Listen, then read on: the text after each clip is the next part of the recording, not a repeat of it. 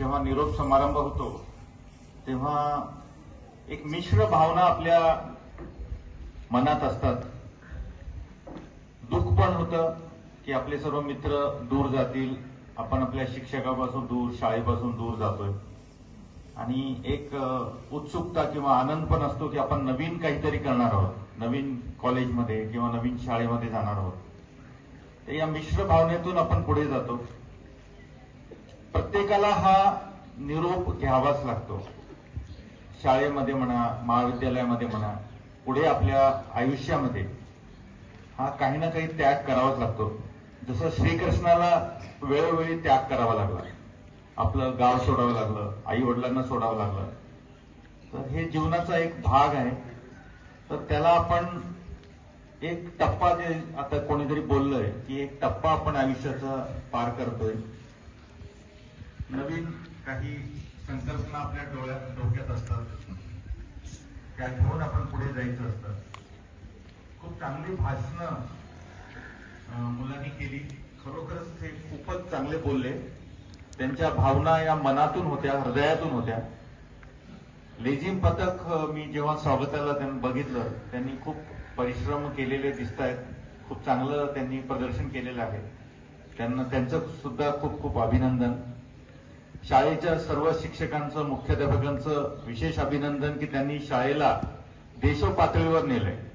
एवढ्या छोट्या गावातली शाळा, तिथे एवढं चांगलं शिक्षण दिलं जातं, हे बघून मला खूपच आनंद झाला। कारण का मी मोठ्या शहरातले मोठी शाळा बघितल्या आहेत, कॉन्व्हेंट शाळा आहेत जिथं खूप सोयी आहेत, पण तुम्हाला सांगतो कमळ हे चिखलातच खिळतं।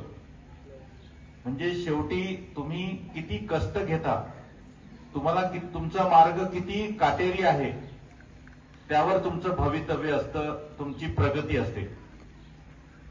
तुम्हाला दोन रस्ते नेहमी भेटतील जगात, एक शॉर्टकट असेल, सोपा मार्ग असेल, आणि एक कठीण मार्ग असेल।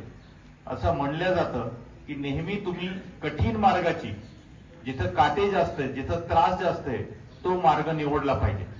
का निवडला पाहिजे? कारण का या छोट्या छोट्या अडचणीतून, अडथळ्यातून तुम्ही शिकत असता, आणि तेच खरं शिक्षण आहे। पुस्तकी ज्ञान हे फक्त आपल्याला, ते पण आवश्यक आहे, पण त्याच्यासोबत अनुभवाचं जे ज्ञान आहे ते खूप महत्वाचं आहे।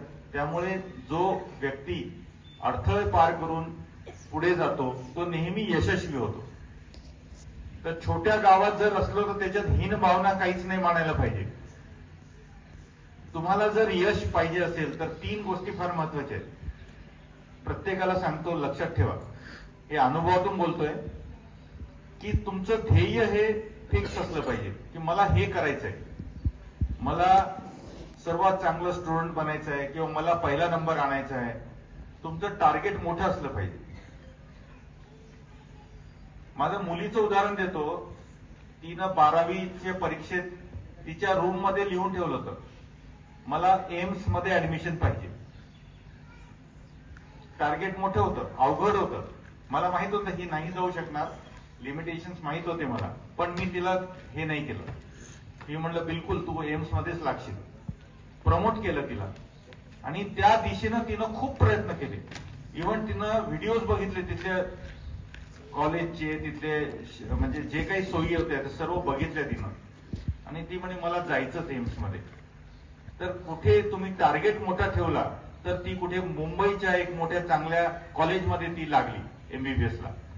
तर म्हणजे तुमचं टार्गेट हे नेहमी मोठं ठेवा, जरी तुम्ही अचीव्ह करू शकला नाही तर त्याच्या जवळ तरी पोहोचता तुम्ही, आणि त्या दिशेने तुम्ही खूप प्रयत्न करता। तर तुमचं ध्येय पहिले ठरवा, त्याच्यानंतर तुम्ही त्यासाठी पॅशनेट असले पाहिजे, खूप तुमच्या मनात